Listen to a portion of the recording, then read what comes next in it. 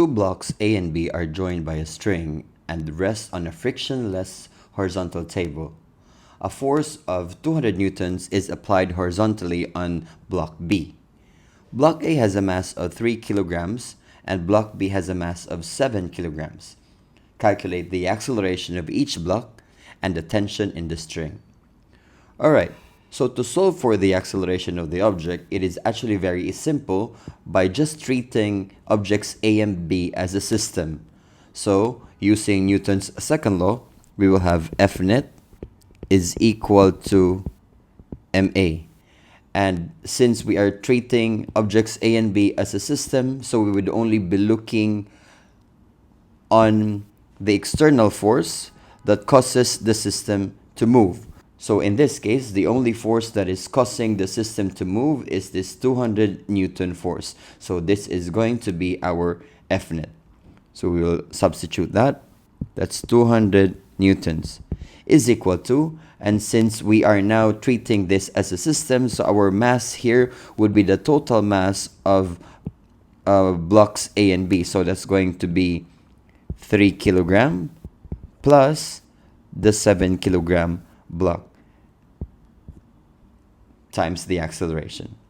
Therefore, the acceleration is just equal to 20 meters per second square. Now, in solving for tension, we are going to look into the object individually. So for the acceleration, we treat it as a system. But when we solve for the tension, we now look at each object individually. So we could either solve for tension using block A, or we could also solve for tension using block B. Either way, the result for tension would be the same. So now let us solve for tension using block A. Alright, so to do that, the first thing that we need to do is to draw the free body diagram of block A. So if this is block A, the free body diagram would just be, we have the normal force directed upward. The weight of block A, we call that WA. And it actually cancels each other out, so we don't really need to worry about that. And the forces along the object's motion would just be tension, because the object is connected to a string. There's no friction because the object is on a frictionless horizontal table. So in fact, the only force that is acting on block A that is responsible of making it move is only tension. So we say F net is equal to ma, and we are solving for the tension using block A. So again, the only force acting on block A that is making it move is just the tension. So we'll have F net is equal to T multiplied by the mass of block A, which is equal to 3 kilograms, multiplied by the acceleration. Now the object is moving to the right, so therefore the acceleration is just going to be positive 20. So the tension is equal to 60 newtons.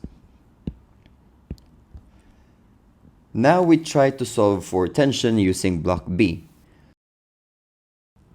Now the free body diagram of block B would be like this. So this is block B. We draw the dot in the middle of block B. The forces would be, we have the weight of block B, and we now have the normal force on block B, and again they cancel out each other because there's no movement along the y-axis. And on block B we have the force, the 200 Newton force. We will have our applied force of 200 newtons, and there's tension to the left, so we will have this tension right here, and we need to solve for that tension. So for block B, our F net would be, so for block B we'll have F net is equal to M times A.